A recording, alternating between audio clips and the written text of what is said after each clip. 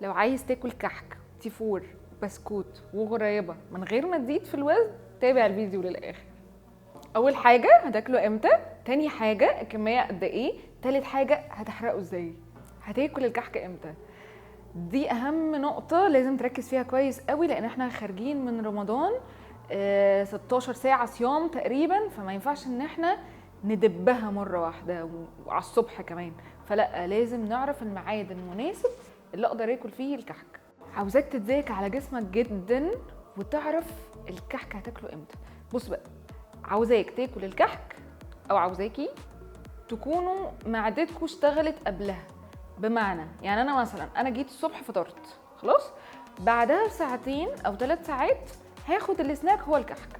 هاخد بقى كحك بيتي فور، شوفوا انتوا عايزين تضربوه ازاي او ايه الانواع اللي انتوا بتحبوها، مع مثلا شاي اخضر او شاي بلبن او شاي عادي براحتكم.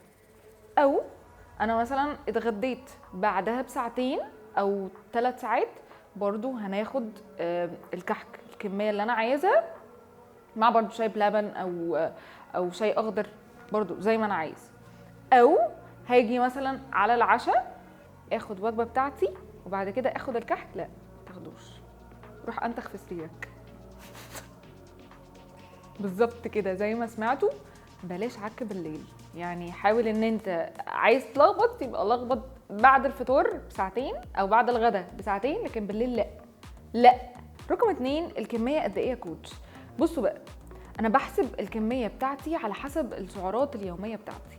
انا مثلا لو باخد في اليوم 1500 سعر حراري، مثلا متقسمه ان 500 على الفطور، 600 على الغداء، 400 على العشاء.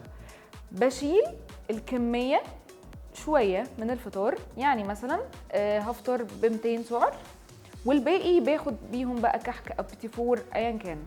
هاجي برضو على الغداء نفس الموضوع، بخصم من السعرات بتاعه الوجبه، وهي دي اللي باخد بيها الكحك او البيتي فور او ايا كان هعك ازاي. خلاص كده فهمنا ان انا بخصم الكحك او البسكوت او ايا كان انا هعك في ايه من السعرات بتاعتي اليوميه.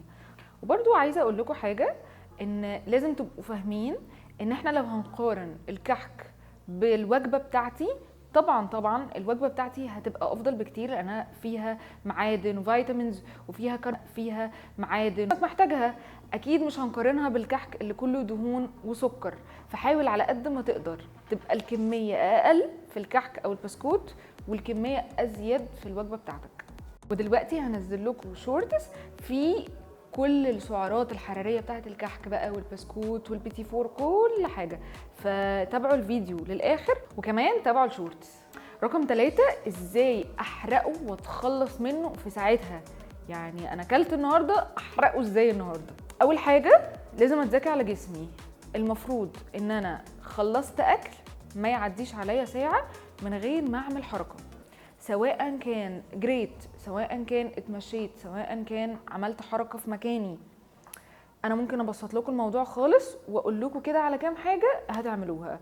اول حاجه انا ممكن اعمل هاي نيز 50 عده، جامبن جاكس 50 عده، بوش ابس من 10 ل 20 على حسب مقدرتك.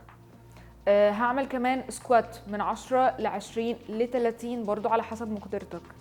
اجري حوالي 10 دقايق لمثلا ربع ساعة على قد ما تقدر. المهم ان انتوا تعملوا كل الحاجات دي، بجد هتحرقوا كل ده ومش هتخزنوه لتاني يوم، وبكده هتكونوا اكلتوا وكمان انبسطتوا. يلا ما تحرموش نفسكم، بس اهم حاجة ناكل بعقل، بلاش غشامة في الاكل. يعني بلاش ان احنا نفتح، لا، بحرص شوية. ما تنسوش تكتبوا لي في الكومنتس تحت اكلتوا كمية قد ايه من غير ما تكذبوا عليا. ويلا اعملوا لي بقى سبسكرايب ولايك، ويلا كل سنة وانتم طيبين. باي.